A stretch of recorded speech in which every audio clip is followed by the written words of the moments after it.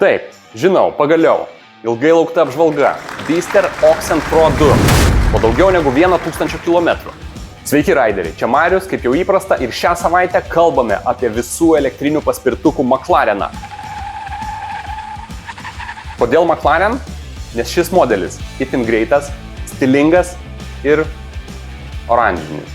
Bet neimkite viską už gryną pinigą, įsitikinkite patys, tad be ilgų ceremonijų pasižiūrim, ką turim.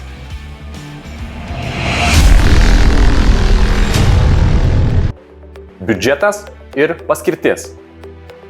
Pradėsiu paprastai. Jei ieškote paspirtuko iki 1000 eurų, šio video toliau galite nebežiūrėti. Šis Beasteris brangus. Ko gero galbūt tai net vienas brangiausių Beasterio modelių apskritai. Ir jei norėsite šį grožį parsivežti pas save namo, savo kiaulėje taupyklėje, turėsite paieškoti apie 2500 eurų. Bet ko galite tikėtis už šią sumą? 2 motorai po 1500 vatų. Baterija 60 V ir 29 Ah. Krovimosi laikas 14 valandų arba 7 valandos su 2 pakrovėjais. Maksimalus greitis 85 km/h. Nuvažiuojamas atstumas iki 90 km. Svoris 37 kg. Ratų dydis 11 colių. Hidrauliniai stabdžiai. NFC raktas. Didelis spalvotas ekranas. Jeigu ieškote paspirtuko, kurio galėsite važinėti tiesiog į darbą ir atgal, šis modelis būtų perlenkta lazda. Ir čia dar švelniai tariant. Tai yra savotiškas McLarenas, o su McLarenu į darbą kasdieną nevažinėja niekas. Na, bent jau iš mano pažįstamų. Nors iš mano pažįstamų McLareno niekas ir neturi. Maža to, jis nelengvas. Ir jei kasdieną teks nešiotis laiptais, bus reikalų.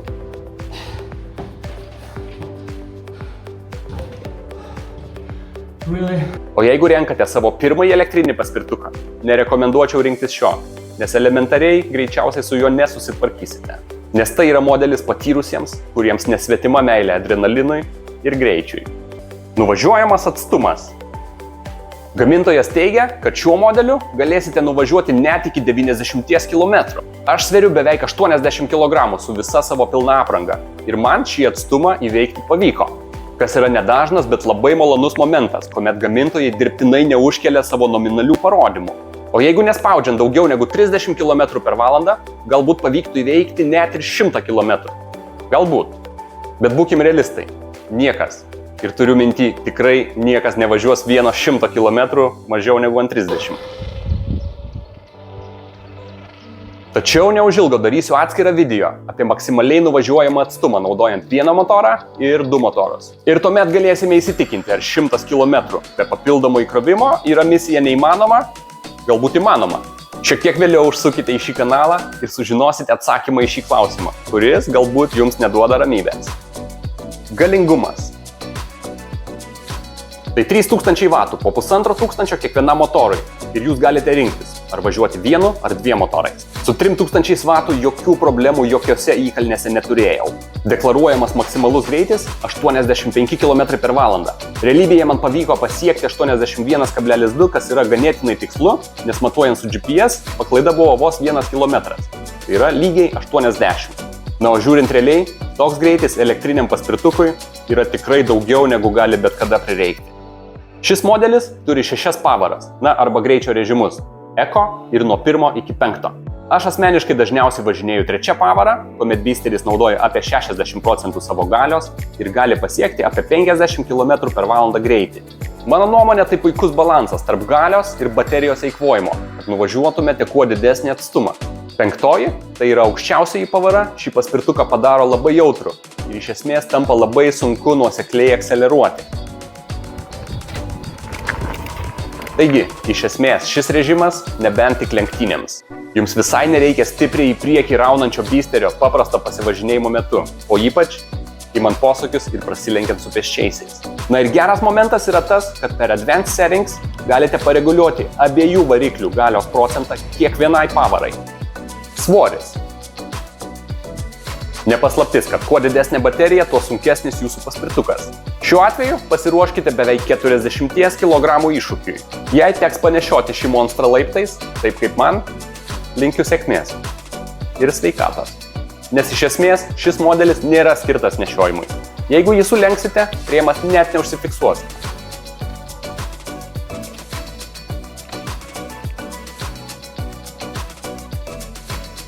Ir maža to, jūsų gražus ir didelis spalvotas ekranas remsis į kojų atramą, taigi galite jį pažeisti.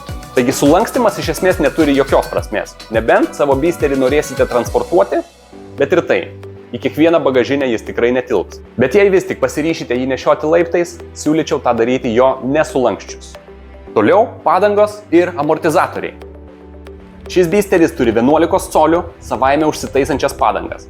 Mano ankstesnis modelis turėjo 8 colių dydžio ratus. Na ir skirtumas kaip diena ir naktis. Visi tie kelio nelygumai, dabar jų tiesiog nebeliko. Žodžiu, kad ir kas ką bekalbėtų, dydis vis dėlto svarbu. Oh my God, it's huge. Savaime užsitaisančios padangos. Viduje yra labai lipnios masės sluoksnis. Ir jeigu kas įlenda į padangą, tiesiog ištraukite ir padanga savaime užsitaisys. Šis paspirtukas turi reguliuojamus amortizatorius tiek priekyje, tiek gale. Aš dažniausiai naudoju minkščiausią jį nustatymą ir mėgaujuosi kelionę be jokių nelygumų. Bet jeigu planuojate pasimėgauti maksimaliais šio bysterio greičiais, siūlyčiau naudoti kuo kietesnius amortizatorius, kad turėtumėte daugiau stabilumo. Dar viena labai šauni saugumo detalė – reguliuojamas vairo stabilizatorius.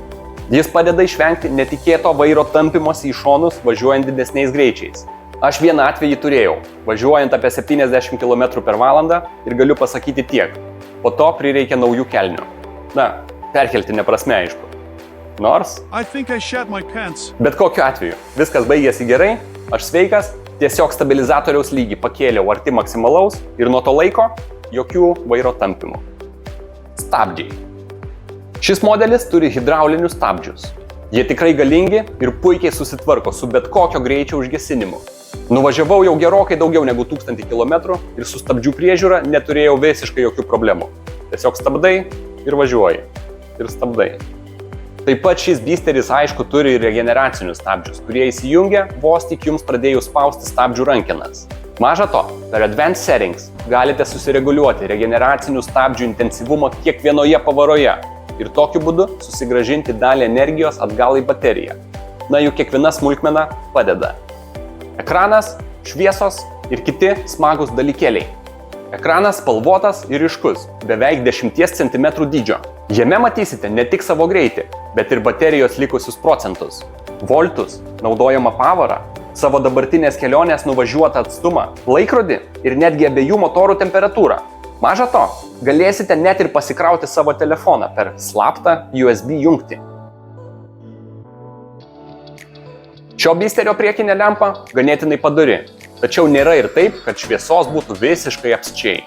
Taigi, jei planuojate pasivažinėti ir tamsoje, tikrai rekomenduočiau įsigyti papildomą LED lempą.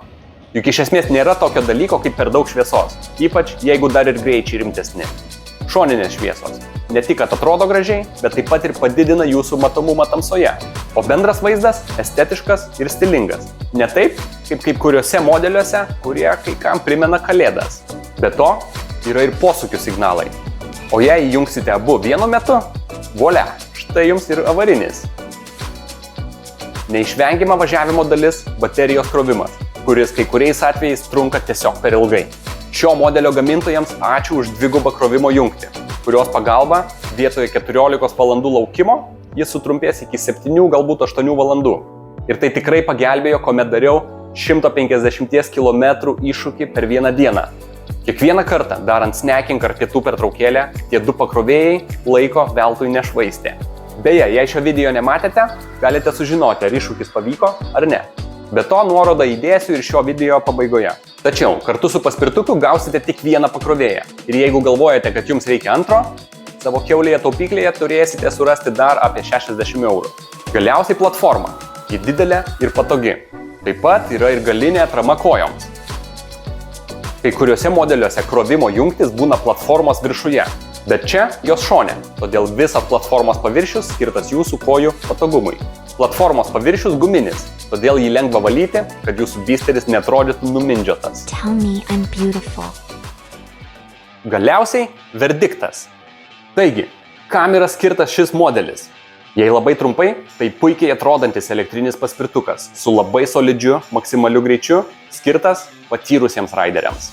Jis atrodo agresyviai ir važiuodami iš aplinkinių tikrai sulauksite daug dėmesio, ypač jei važiuosite su pilna apranga ir su jungtomis šoninėmis šviesomis.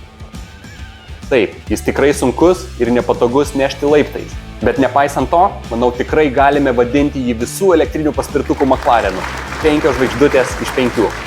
Ačiū, kad žiūrėjote, važiuokite saugiai, neignoruokite apsaugų. Pasimatysime kitą savaitę. Važiuojam!